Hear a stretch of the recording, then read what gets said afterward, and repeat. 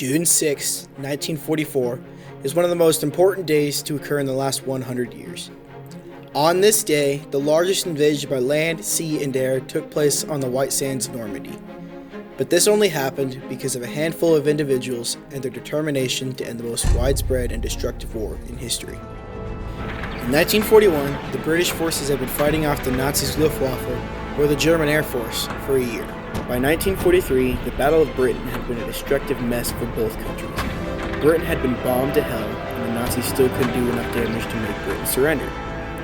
Unlike the French, the British would not be so easily defeated.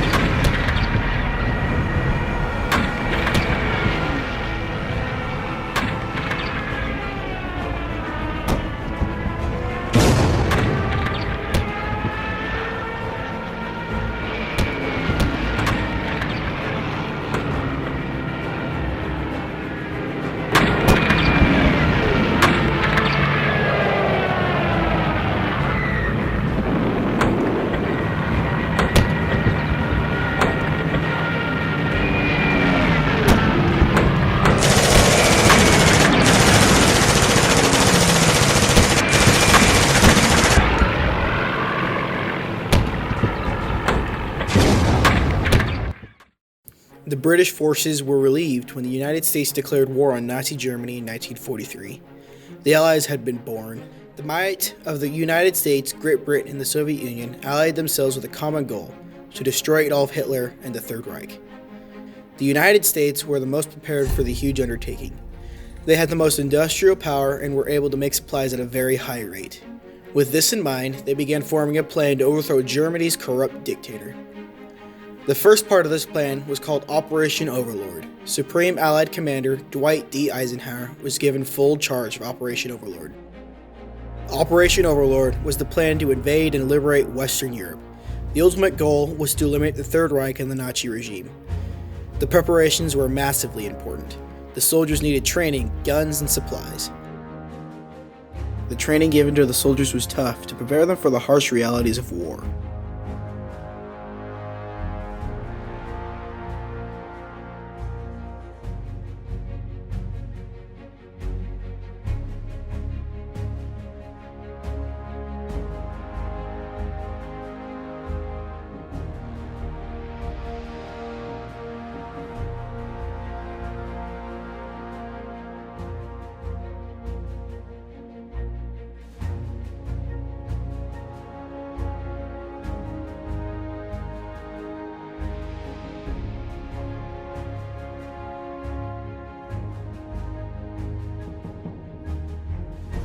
The military also needed transports and war machines such as tanks and planes. This is where the industrial power of the United States came in. The United States made tanks and guns at such a high rate that the United States had more tanks by a ratio of 14 to 1. Their food supply was unmatched as well. No American went hungry. Even major companies like Coca-Cola and Hershey were helping the war effort and increased morale through snacks and soda donated to the United States military. The Germans thought that the Allies would invade the French town of Pas-de-Calais because that's where the English Channel was most narrow. In the Allies' effort to fool the Nazis into thinking that the invasion was going to hit Pas-de-Calais, the Americans and English were sending constant false transmissions to each other. They even created an entire fake army division made of balloons under the charge of General George Patton. The real attack would come to the beaches of Normandy. But even if they fooled the entire Nazi army, they would still have to brave the Atlantic Wall. The Atlantic Wall was the 2,400 miles of bunkers, artillery, barbed wire, and 6.5 million mines lining the French coast. They even had the high ground with the overlooking cliffs. Erwin Rommel was the German general in charge of the Nazi defenses and spent much of his time fortifying the beachheads, which would prove to be fruitless in the end. The plan involved 5 beachheads. Americans were charged with seizing Utah and Omaha Beach, while the British and the Canadians were assigned Juno, Gold, and Sword. On June 6, 1944, after some delay due to weather, the invasion was launched by both sea and air. The airborne troops were tasked with seizing German artillery aimed at the beaches and blow up bridges and rail lines to prevent reinforcements. Though, as a wise man once said, no plan survives first contact. The invasion started off rough. Even before the drop into Normandy, they still had to brave the flak guns of the Germans. As the planes went faster than expected to avoid incoming shells, they launched the troopers at too high a speed, and most lost their leg bags in the initial shock of wind as they jumped out.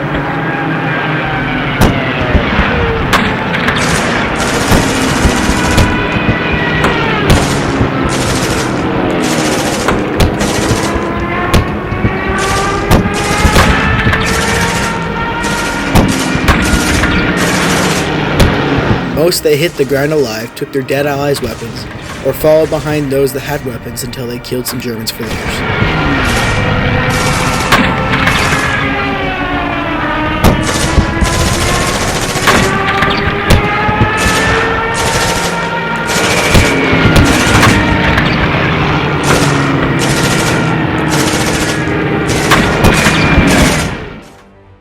The infantry deployed on the beach were tasked with breaking through the Atlantic Wall and gaining a foothold in the fight to liberate Europe.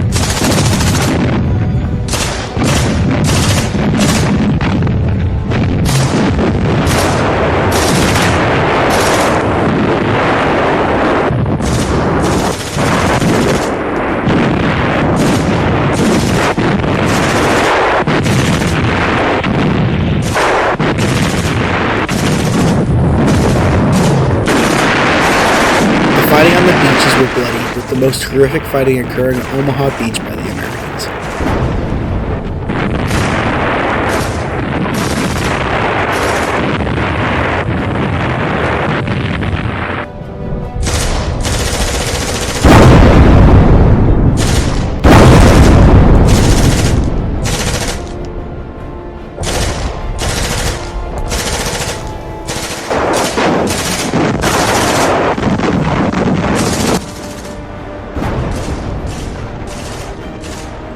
The Americans fought tooth and nail to take the beach, and after a long and bloody fight, the Americans pushed the Germans back.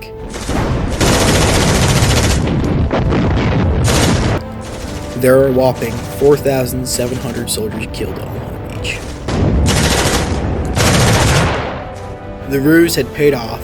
Even after the landings, Hitler would not send reinforcements to the beaches, as he still believed that the landings were a diversion and the main assault would still hit past Calais.